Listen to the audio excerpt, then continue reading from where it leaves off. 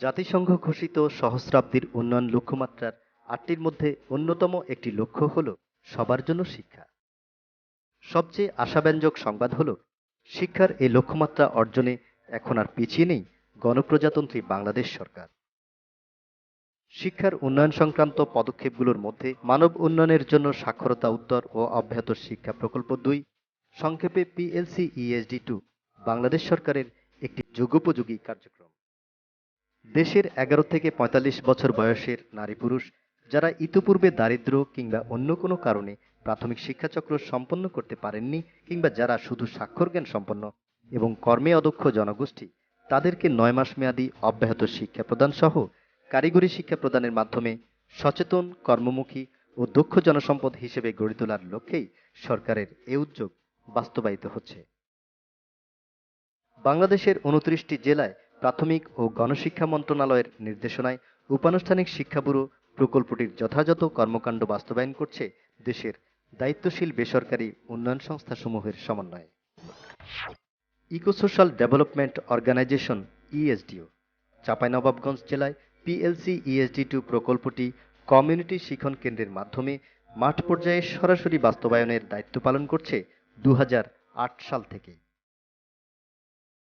চাঁপাইনবাবগঞ্জ জেলার ৫টি উপজেলার মধ্যে ESDO সরাসরি কার্যক্রমটি বাস্তবায়ন করছে চাঁপাইনবাবগঞ্জ সদর, শিবগঞ্জ ও গোমস্তাপুর উপজেলায় এবং সহযোগী সংস্থা পদার্পণের মাধ্যমে বাস্তবায়ন করছে নাচল ও ভোলাহাট উপজেলায়। মৌসুমী ফল আম উৎপাদনের রাজধানী হিসেবে খ্যাত দেশের উত্তরাঞ্চলীয় জনপদ চাঁপাইনবাবগঞ্জ জেলা। পদ্মা, মহানন্দা, পুনর্ভবা সহ অনেক নদীর কোল ঘেঁষে অবস্থান করছে চরমভাবাপন্ন জলবায়ুর এ অঞ্চল। তাই কখনো প্রবল বন্যা, নদী ভাঙন, কখনো বা প্রবল খরার মধ্যে সংগ্রাম করেই টিকে থাকতে হয় এ অঞ্চলের বাসিন্দাদের। সাক্ষরতার হারও এই জেলায় রয়েছে মাত্র ৬৭%। ফলে শিক্ষার স্বল্পতা এবং অসচেতনতার কারণে দারিদ্র্যের ছাপ এ অঞ্চলে সুস্পষ্ট। তাই দারিদ্র্য বিমোচনে সরকারের PLC-ESD2 কার্যক্রমের পদক্ষেপ এ অঞ্চলের বাসিন্দাদের জন্য যথার্থই বলে মনে করছেন ESDOর নির্বাহী পরিচালক জনাব শহীদুজ্জামান। ইকোসোশ্যাল ডেভেলপমেন্ট অর্গানাইজেশন ESDO ১৯৮৮ সালে যাত্রা শুরু করে এবং এই যাত্রার দীর্ঘ ধারাবাহিকতায় উপ-আনুষ্ঠানিক শিক্ষা ক্ষেত্রে ESDOর একটি দীর্ঘ গৌরবোজ্জ্বল ইতিহাস রয়েছে। মূলত উপ-আনুষ্ঠানিক শিক্ষা অধিদপ্তরের সাথে ESDO কাজ শুরু করে ১৯৯৪ সাল থেকে। ১৯৯৬ সালে গণপ্রজাতন্ত্রী বাংলাদেশ সরকারের প্রাথমিক ও গণশিক্ষা অধিদপ্তর ESDOকে উপ-আনুষ্ঠানিক শিক্ষা ক্ষেত্রে বাংলাদেশের শ্রেষ্ঠ বেসরকারি সংস্থা হিসাবে সম্মাননায় ভূষিত করে। একই ধারাবাহিকতায় ESDO উপ-আনুষ্ঠানিক শিক্ষা অধিদপ্তরের PLNCE1, PLNCE2 এবং NFP'র বিভিন্ন কম্পোনেন্ট বাস্তবায়ন করে এবং ESDO মূলত আজকের যে PLNCE সেটির যখন পাইলটিং হয়েছিল ১৯৯৮ থেকে ২০০০ সালে, সেই পাইলটিংয়েও ESDO একটি মডেল অর্গানাইজেশন হিসেবে কাজ করেছে। তার ধারাবাহিকতায় ২০০৮ সালে এটা একটি ম্যাসিভ এক্সপানশন হিসাবে চাঁপাইনবাবগঞ্জ জেলার সবগুলো উপজেলাতে এই কার্যক্রম ESDO শুরু করে। চাঁপাইনবাবগঞ্জে post literacy and continuing education এই প্রোগ্রামটি নেওয়ার পিছনে কয়েকটি কারণের একটি বড় কারণ হচ্ছে এটি জিওগ্রাফিক্যালি একটি ডিস্টেন্স এরিয়া, একটি পভার্টি প্রোন রিমোট এরিয়া হিসাবে এখানে শিক্ষার্থীদের একদিকে যেমন তাদের স্বাভাবিক শিক্ষার মান উন্নয়ন, একইভাবে তাদের দক্ষতা উন্নয়নের মাধ্যমে তাদের জীবনযাত্রার মান উন্নয়ন, জীবিকায়নের ক্ষেত্রে ভূমিকা আরও শক্তিশালী করে নারীর ক্ষমতায়নের বিস্তৃতির মাধ্যমে সামগ্রিকভাবে মিলেনিয়াম ডেভেলপমেন্ট গোলের আমরা যে MDG 1, MDG 2 এবং MDGর সবগুলো ক্ষেত্রে একটি বড় ভূমিকা অর্জনের চেষ্টা করা হচ্ছে। এক্ষেত্রে উপ-আনুষ্ঠানিক শিক্ষা অধিদপ্তর, গণপ্রজাতন্ত্রী বাংলাদেশ সরকারের প্রশাসন সহ বিভিন্ন ন্যাশন বিল্ডিং ডিপার্টমেন্টের সামগ্রিক সমন্বয় এবং সহায়তায় এই কার্যক্রমটি এই জনপদের জীবনমান উন্নয়নে যথেষ্ট ইতিবাচক ভূমিকা রাখছে বলে আমরা দৃঢ়ভাবে বিশ্বাস করি। প্রতিটি উপজেলার অভ্যন্তরে বিভিন্ন স্থানে বিভিন্ন পরিবেশে মাথা উঁচু করে অবস্থান নিয়েছে ESDOর বাস্তবায়নকৃত PLC-ESD2 প্রকল্পের ইকো শিক্ষা কেন্দ্রগুলো। আর এগুলো যেন এখন নিতান্তই গ্রামের হতদরিদ্র ও শিক্ষাবঞ্চিত নারী পুরুষদের নতুন স্বপ্ন বুননের সংযোগস্থল।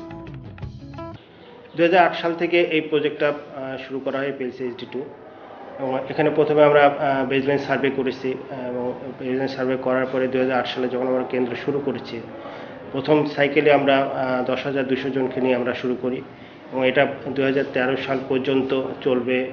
মোট 5টা সাইকেলে এটা বাস্তবায়ন হবে। ইতিমধ্যে আমরা 3টা সাইকেল সমাপ্ত করেছি এবং 4র্থ সাইকেল আমাদের চলছে।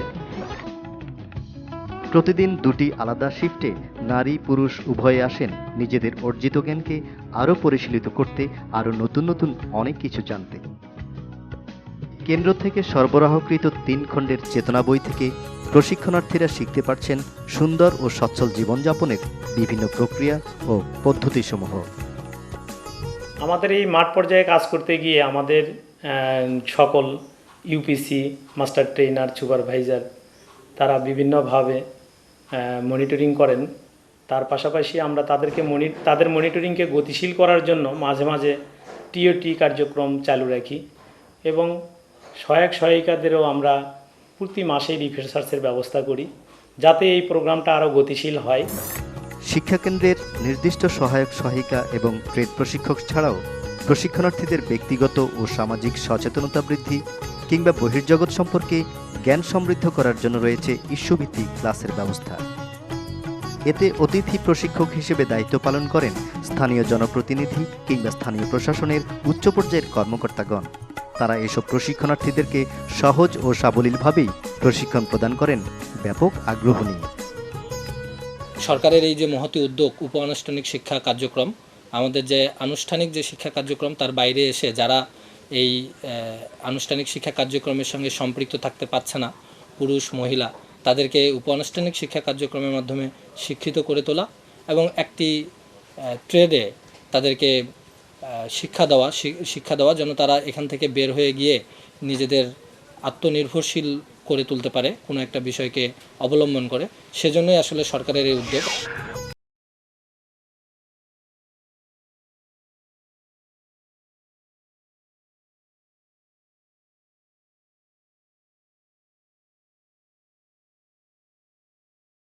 কর্মীগণ প্রশিক্ষণার্থীদের মতামতের অগ্রাধিকার দিয়েই নির্বাচন করেন ট্রেড প্রশিক্ষণের বিষয়গুলো। আমি সারথী শিক্ষা কেন্দ্র থেকে চেতনা বই থেকে আমি কিছু লেখাপড়াও শিখি, পাশাপাশি দর্জি, ব্লক, বাটিক, কাটিং এবং মেশিনারি জিনিসের যন্ত্রপাতি সম্বন্ধে কিছু শেখা হয়। আমি চাই এই এখান থেকে শিক্ষা কিছু গ্রহণ করে আমার সংসারে উন্নতি করার জন্য ভবিষ্যতে যাতে একটা দোকান খুলতে পারি এবং আমার সংসারে যাতে উন্নতি হয়, সেই জন্য আমি এখান থেকে শিক্ষা গ্রহণ করছি। কেন্দ্র ব্যবস্থাপনা কমিটি অর্থাৎ সিএমসি প্রতিটি কেন্দ্রের একটি স্থানীয় গুরুত্বপূর্ণ পরিষদ।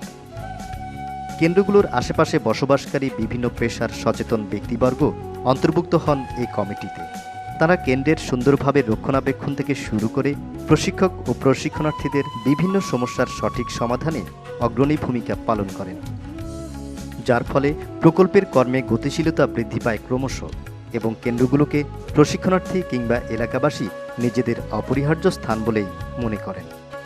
কমিটির দায়িত্ব পালন করি যে কীভাবে ভালোভাবে লেখাপড়া হচ্ছে না হচ্ছে এবং এছাড়া যে কিছু প্রতি মাসিক যে একটা মিটিং আছে এবং কোন শিক্ষার্থী তারা কীভাবে ভালোভাবে পাঠদান দিচ্ছে এবং তাদের সুযোগ সুবিধার কথা আমরা জানি এবং জানার পর তারপর পরবর্তীতে আমরা সেভাবে পদক্ষেপ গ্রহণ করে থাকি। এখানে লেখাপড়া করতে গেলে কোনো রকম কষ্ট দিতে হয় না, কোনো সামান্য পরিমাণ একটি কলম খাতাও দিতে হয় না, সম্পূর্ণ বিনা পয়সায় এমন সুযোগ বাংলাদেশে আছে বলে আমার মনে হয় না যা এই উপ-আনুষ্ঠানিক শিক্ষায় এই কেন্দ্র থেকে যেটা পাওয়া যায়। শুধু পুস্তকীয় লেখাপড়া কিংবা হাতের কাজের প্রশিক্ষণের মধ্যেই সীমাবদ্ধ নয় PLCESD2 প্রকল্পটি। আনন্দ বিনোদনের মাধ্যমে প্রশিক্ষণার্থীদের সচেতনতা ও সৃজনশীলতা বৃদ্ধি করার উপাদানও রয়েছে প্রতিটি কেন্দ্রে। টেলিভিশন, খেলাধুলার সরঞ্জাম, দৈনিক পত্রিকা এসব কিছুর মধ্য দিয়ে প্রশিক্ষণার্থীরা যার যার ইচ্ছে অনুযায়ী বিনোদনের মাধ্যমে অবসর সময় কাটান কিংবা বাড়তি জ্ঞান সমৃদ্ধ করার পথ খুঁজে নেন। জাতীয় ও আন্তর্জাতিক বিভিন্ন দিবস পালনেও পিছিয়ে নেই ESDOর ইকো শিক্ষা কেন্দ্রের প্রশিক্ষণার্থীরা।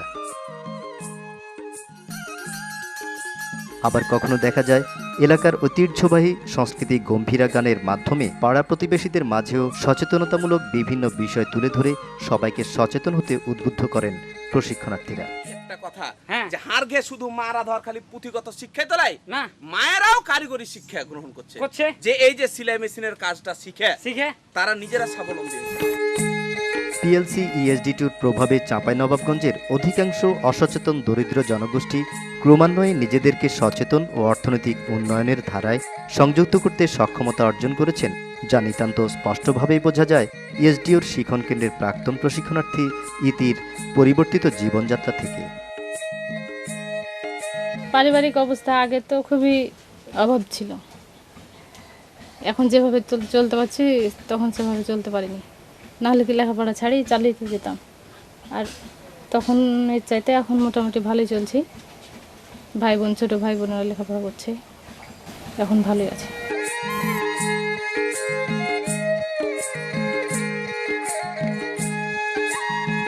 এটা আমার একটা সংগঠন, আসাম মহিলা উন্নয়ন আমার সমিতির নাম। আমি এখানে সভানেত্রী। আমি ওখান থেকে যারা ভালো ভালো মানে মেয়েরা ভালো কাজ করে তাদেরকে আমি বাছাই করে এখানে নিয়ে আসি, তাদেরকে সব সেলাইয়ের কাজগুলো করাই, করে বাইরে হলো ওইগুলো মানে বাজারজাত করার জন্য। এখানে আয় করার পরে মানে যে বা পরিবারে যে ওর মূল্যায়নটা ছিল না, যে মহিলাটার মনে করেন সেই মহিলাটার এখন ধরেন ইনকাম করার পর সে পরিবারে তার মূল্যায়ন হচ্ছে, তাকে ভালোবাসছে, তাকে ভালো নজর দেখছে। অসুস্থ ও প্রৌঢ় মা বাবার সংসারে একমাত্র উপার্জনক্ষম ব্যক্তিটিই হলেন খায়রুন্নেসা। খায়রুন সময়মতো হাতের কাজটি না শিখলে তার পরিবার কোথায় গিয়ে দাঁড়াতো তা কে জানে। বৃদ্ধ বৃদ্ধার এ সংসারে খায়রুন তাদের ছেলে কি মেয়ে এই পরিচয় নয়, যেন তাদের উপার্জনক্ষম অভিভাবক হিসেবেই খায়রুন ধরে রাখতে সক্ষম হয়েছেন সংসারের শক্ত খুঁটি, আর যা সম্ভব হয়েছে ইএসডিওর পিএলসি ইএসডি2 প্রকল্পের মাধ্যমে। আমার আব্বা অসুস্থ হওয়ার পর থেকে অত আর্থিক অবস্থায় মানে নাই, মানে আগেই ছিল, এখন নাই। আমার ভাইয়েরা ভিন্ন ভিন্ন হয়ে গেছে, তো তার জন্য আরও একটু আর্থিক দিক দিয়ে কমে গেছে। আমার মেয়ে স্কুলে কাজ শিখেছে, শিখে আমার মেয়ে বাড়িতে কাজ করে, তারপরে যে স্কুলের বেতন ফেতন যায় পাই, স্কুলের সংসার আমরা খেলে চলাফেরা করে, খাওয়া দাওয়া করে। মেয়ে আমার ওই স্কুলে কাজ শিক্ষা করতো, 8-9 মাস শিক্ষা লাভ করেছে। তারপর এখন মেয়ে ছেলে পেলেকে শিক্ষা করে, বাড়িতে দর্জির কাজ করে। এতে আমি তার আব্বা আমাকে প্যারালাইসিস হয়ে গেছে, এখন আমার ওই মেয়েকেই সংসার চালিত করে আমাকে। দারিদ্র্যের অভিশাপে শৈশবেই আনুষ্ঠানিক শিক্ষা থেকে বঞ্চিত দুকরি দাস হাউস ওয়ারিংকে বেছে নিয়েছেন এখন আদর্শ পেশা হিসেবে, অথচ একসময় ছোট ছোট অনেক কর্মই করেছেন মনে অতৃপ্তির যন্ত্রণা নিয়ে। ইএসডিওর শিখন কেন্দ্রে এসে মনের চোখ খুলে গেল তার।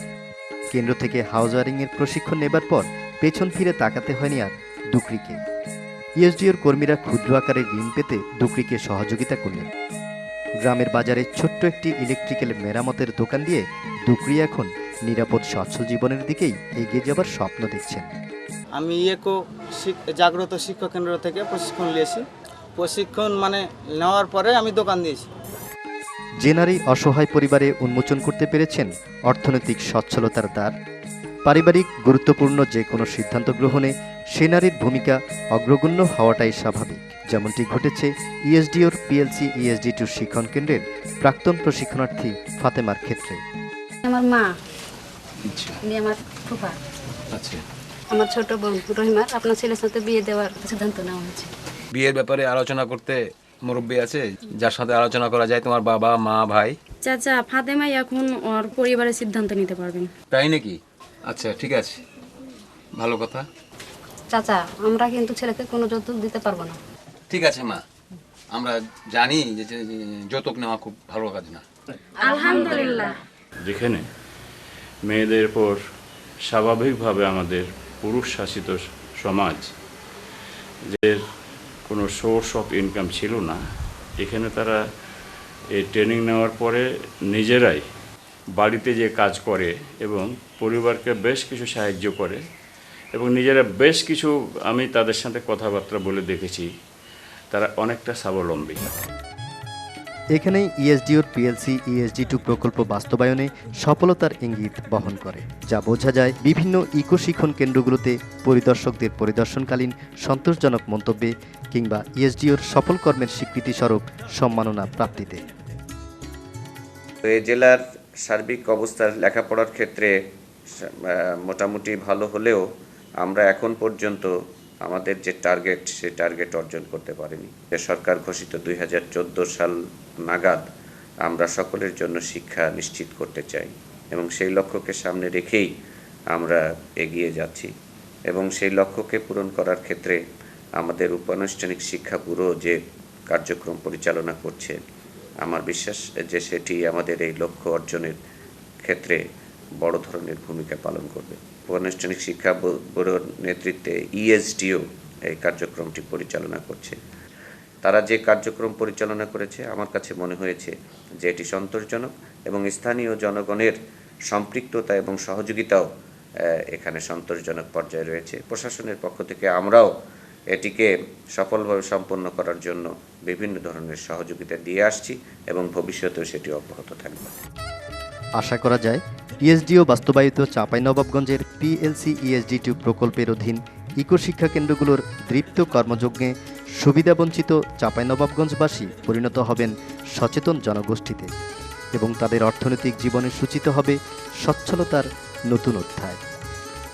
এই কর্মসূচিটির মাধ্যমে তাদের একদিকে যেমন হতাশা কেটেছে, তাদের শিক্ষার মানোন্নয়ন ঘটেছে, তাদের দক্ষতা বৃদ্ধি পেয়েছে, তাদের অনেক বেশি পরিমাণে তারা এখন নিজেদেরকে আত্মবিশ্বাসী হিসাবে গড়ে তুলতে পারছে এবং বিভিন্ন ট্রেডের মাধ্যমে তাদের যে অর্জিত দক্ষতা এবং জ্ঞান সেটিকে কাজে লাগিয়ে তাদের ক্ষমতায়ন ও আত্মকর্মসংস্থানের ক্ষেত্রে অনেক বড় ধরনের সুযোগ সম্প্রসারিত হয়েছে।